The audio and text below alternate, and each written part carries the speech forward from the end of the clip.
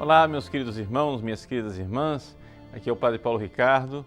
Iniciamos mais uma vez o nosso programa Testemunho de Fé e quero convidar a você nos próximos minutos refletirmos juntos a respeito do Evangelho desse próximo domingo. Nós estamos no segundo domingo da Quaresma e o Evangelho, como todo segundo domingo da Quaresma, é o Evangelho da Transfiguração. Só que esse ano, porque é o ano dedicado a São Lucas, nós iremos então refletir sobre o Evangelho de São Lucas, capítulo 9, versículos de 28 a 35. Quero colocar um pouco a coisa no seu contexto geral dentro do Evangelho de Lucas. Veja, no Evangelho de Lucas, o capítulo 9 ele é fundamental. Por quê? Porque existe um ponto de virada, não é? No Evangelho de São Lucas.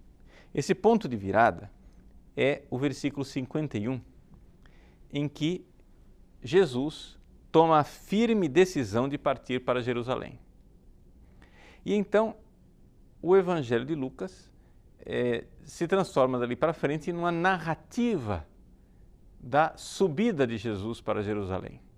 É como Lucas organizou, digamos assim, de forma arquitetônica, o seu Evangelho.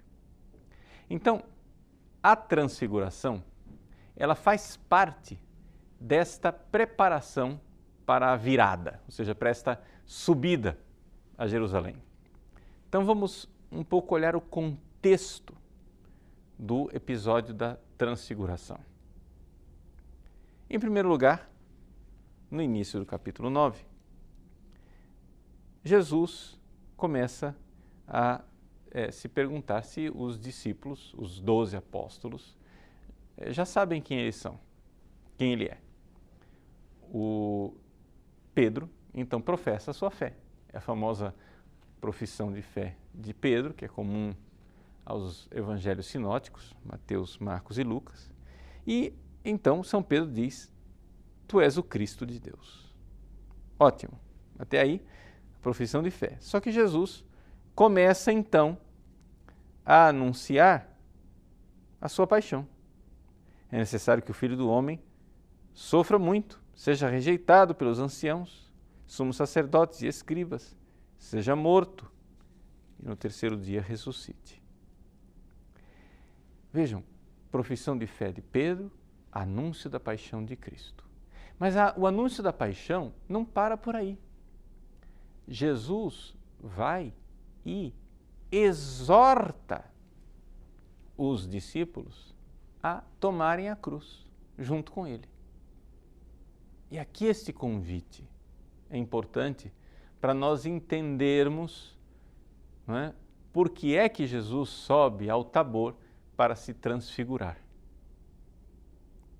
Jesus, quando anuncia sua paixão, se volta para os discípulos e diz assim: se alguém quer vir após mim, renuncie a si mesmo, tome a sua cruz dia após dia e siga-me.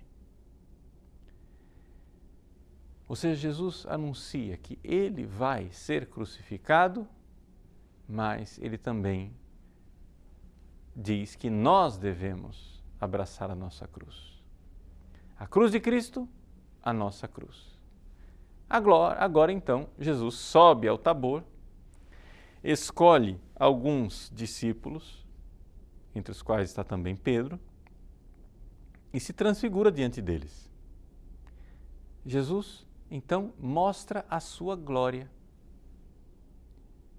Ora, esta glória de Jesus, ela tem em vista a nossa glória. Assim como Jesus, anunciando a sua paixão, nos exorta a abraçar a nossa cruz, aqui mostrando a sua glória, Jesus, de alguma forma, está anunciando a nossa glória. Porque o caminho é este, é o caminho pascal. Nós estamos na Quaresma exatamente entrando nessa dinâmica pascal, não é? Ou seja, os 40 dias da Quaresma são a preparação para os 50 dias de Páscoa. E essa passagem, essa morte e essa ressurreição é o que dá sentido a todo o quadro litúrgico da igreja e aquilo que é a nossa espiritualidade cristã.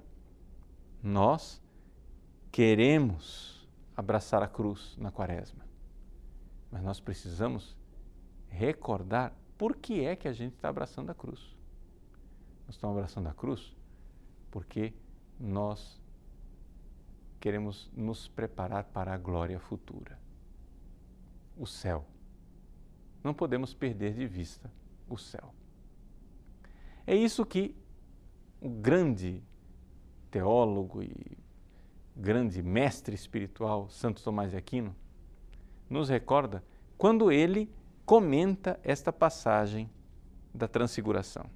Se vocês forem ver na Suma Teológica, na terceira parte, Santo Tomás ele reflete sobre os mistérios da vida de Cristo. E na questão número 45 ele fala exatamente da Transfiguração. Mas com uma intuição teológica muito clara, Santo Tomás mostra que Jesus subiu o Monte Tabor, se transfigurou diante dos apóstolos, suas vestes ficaram brancas como a neve, seu rosto resplandecente, mas não porque Jesus queria fazer um showzinho de Hollywood. Nada disso. É porque Jesus sabia que o ser humano só faz uma coisa quando ele sabe por quê. Quando aquilo tem um sentido.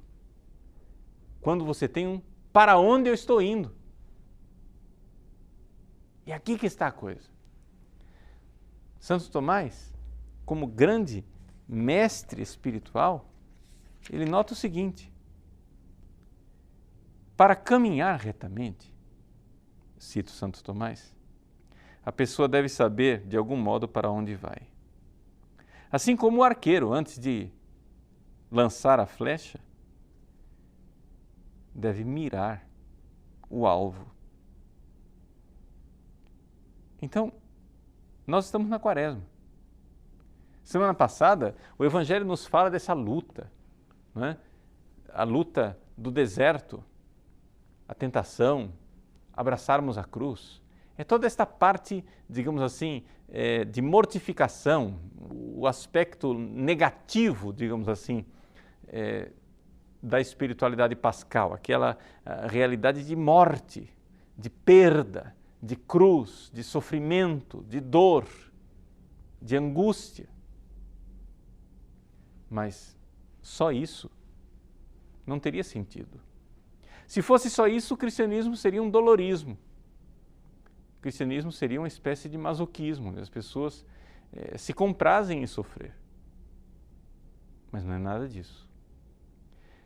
Nós precisamos sim mortificar, nós precisamos sim morrer, mas precisamos abraçar a nossa cruz porque nosso Senhor nos destinou para a glória do céu.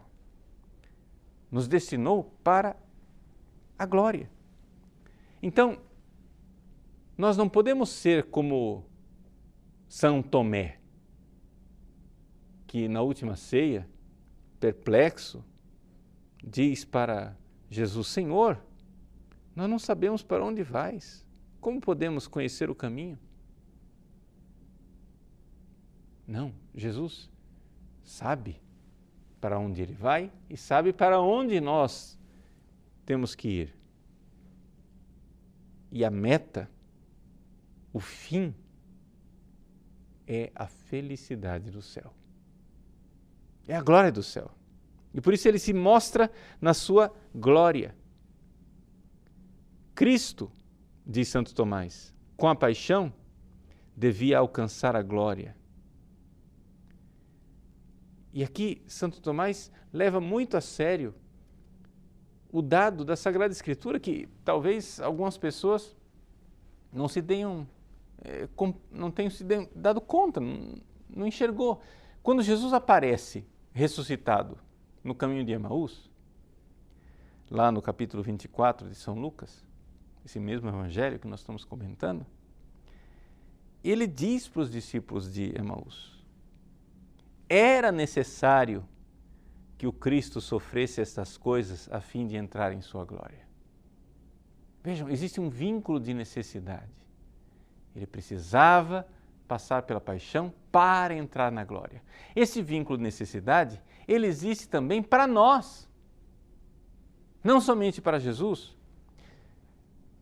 Santo Tomás recorda a palavra de São Paulo lá nos Atos dos Apóstolos, capítulo 14, versículo 21, em que ele diz: é necessário passar por muitos sofrimentos para entrar no reino de Deus. Né? Per multas tribulationes oportet nos intrare in regnum celorum. Para que a gente entre no reino dos céus, precisamos passar pela tribulação. Então, Jesus aqui se transfigura, mostra a sua glória, porque é ela que dá sentido ao abraçar a cruz. Portanto, Jesus, ao tomar a firme decisão de ir para Jerusalém, ele tem uma meta. Claro, a meta é a cruz. Claro, a meta é entregar a sua vida. Mas a finalidade da cruz não é a cruz. A finalidade da cruz é abrir as portas do céu para nós, é a glória. A glória que será comum. Jesus como o primogênito dentre os mortos e nós como membros do seu corpo.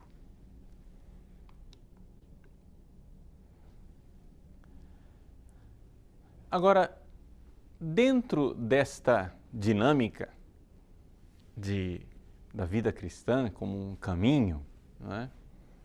Santo Tomás nota uma coisa curiosa.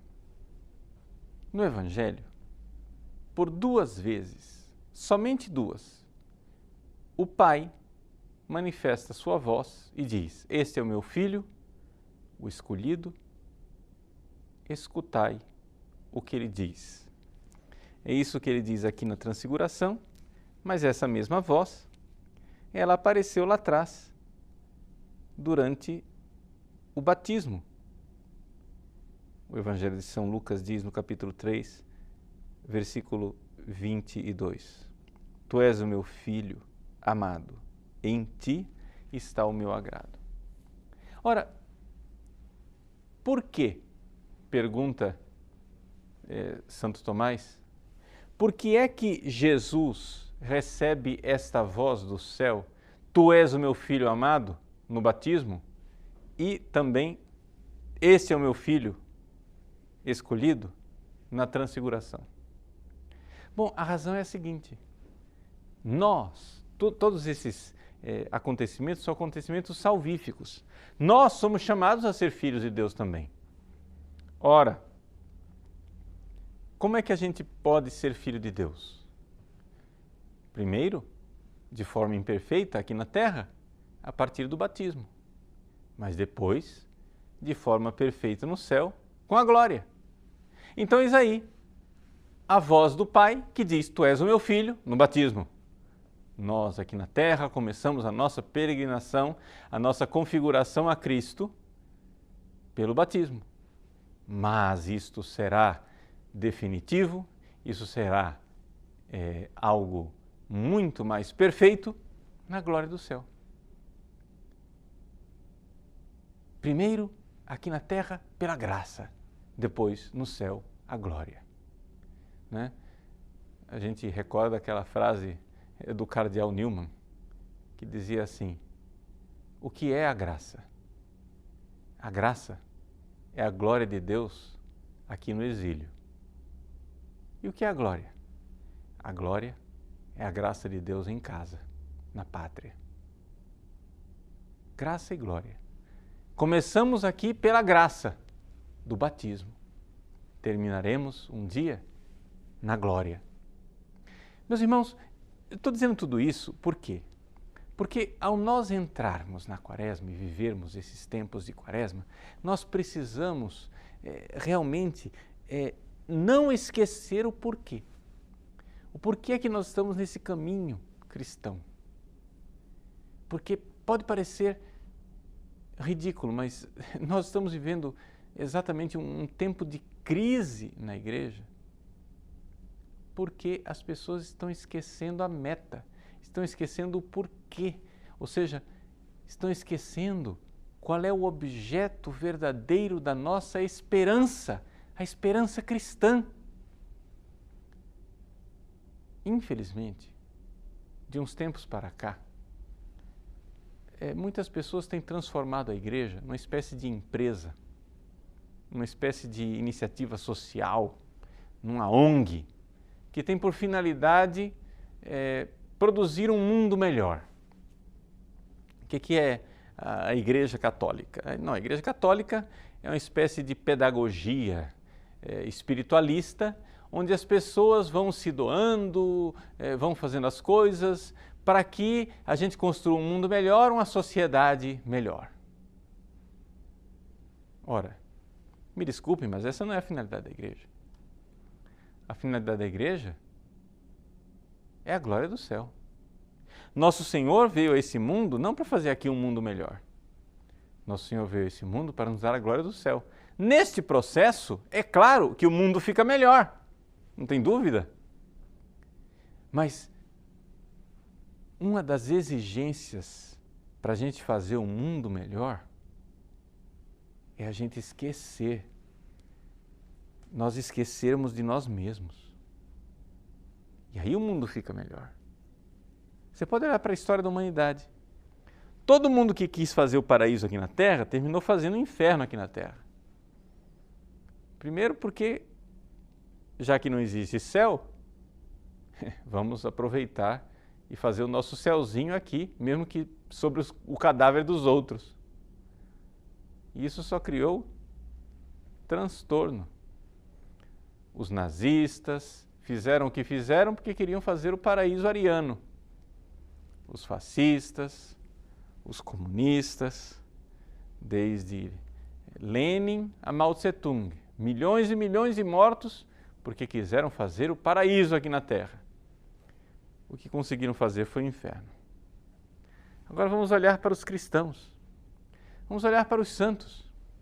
Os santos, porque queriam a glória do céu, conseguiram esquecer de si mesmos, dar a vida, entregá-la completamente, e o mundo ficou melhor. Eu acho que não tem nenhuma figura de santo, nenhum santo da igreja, que você olhando para a vida dele, não possa dizer no final, puxa vida, este mundo ficou melhor, porque este homem, porque esta mulher esqueceu de si mesmo e sonhou com o céu. Então, nós precisamos retomar, não é, essa nossa identidade. Vejam, o que dá identidade para uma coisa é a causa final, é para onde nós estamos indo, qual é a finalidade, não é? Sei lá, quando você olha para um celular, se você dá a finalidade, você sabe o que é aquele aparelho. Aquilo lá serve para telefonar, é também um microcomputador, um mini computadorzinho. Ele tem suas finalidades. Mas se você acha que o celular serve para ser peso para papel, ou serve para você sentar em cima, ou serve para alguma coisa menos adequada, você perdeu a identidade, você não sabe o que é aquilo. O que dá identidade às coisas é a finalidade. Se você sabe para que é que a coisa serve, qual é a causa final, você sabe o que é a coisa. Ora, o que é a igreja? Quem somos nós, membros da igreja? Quem somos nós batizados? Ora, nós estamos neste mundo para nos configurarmos a Cristo. Essa configuração, ela começa aqui, com o batismo, em que nós entramos no batismo numa dinâmica de morte e ressurreição. Isso é profundamente pascal. O que é o batismo? O batismo é uma morte por afogamento. O sujeito entra de um lado, morre o homem velho, e sai do outro lado ressuscitado, ou seja, surge um homem novo. Por esta morte e ressurreição, nós somos, já aqui na terra, configurados a Cristo. Mas um dia, nós estaremos vivendo isso de forma perfeita no céu. Então, olhos fixos no Cristo. A transfiguração no Monte Tabor não é uma coisa que Jesus fez para se divertir. Né? Jesus não está fazendo um show de Hollywood. Quando Jesus faz as coisas, ele faz porque isso é salvífico. Não é? Porque isso realmente irá nos dar o caminho da salvação. Então, vamos aqui retomar a esperança cristã. Vamos retomar o caminho da esperança cristã. Se você quer realmente viver essa quaresma, você precisa dessa esperança, você precisa tomar de assalto a sua vida espiritual e seguir o Cristo. Jesus irá decididamente caminhar para Jerusalém. Se você quer andar retamente com Ele, se você quer viver o seu batismo, você tem que se lembrar da glória do céu. Você começa aqui na terra o batismo para terminar no céu com a glória. Você se doa, se entrega, toma a sua cruz dia após dia, mas não se esqueça o porquê é que você está fazendo tudo isso. Existe um famoso psicólogo chamado Viktor Frankl. Viktor Frankl, ele descobriu que se as pessoas não têm um sentido de vida, se as pessoas não têm um porquê, elas ficam doentes. Nós, cristãos, ao entrarmos nesse tempo de quaresma, ao vivermos esse tempo de quaresma, não podemos nos esquecer de forma alguma do porquê estamos nesse mundo e porquê passamos por este vale de lágrimas, por essa quaresma, por esse tempo de desterro. Precisamos ter os olhos fixos na glória do céu, na glória de Deus, onde nós seremos perfeitamente configurados ao Cristo. Mas, na prática, como é que a gente faz isso? O Pai, Ele mesmo nos dá a receita. Escutai o que Ele diz. O tempo da quaresma é o tempo de vivermos intensamente um relacionamento com a Palavra de Deus, meditando profundamente o que o Senhor espera de nós.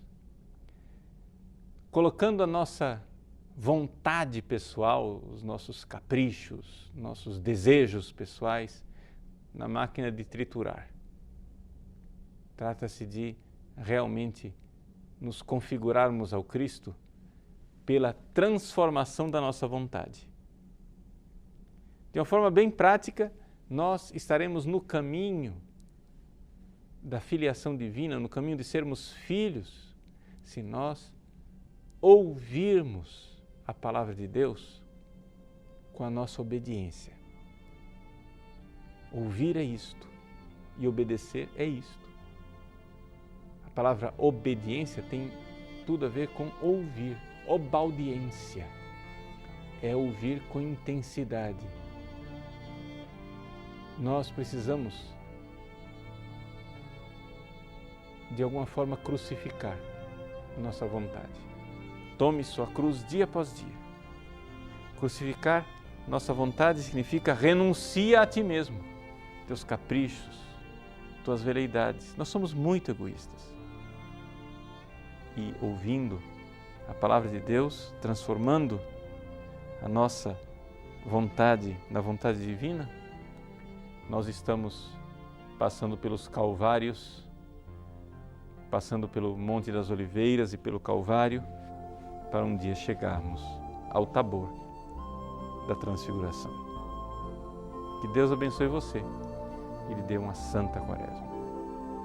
Em nome do Pai, do Filho e do Espírito Santo. Amém.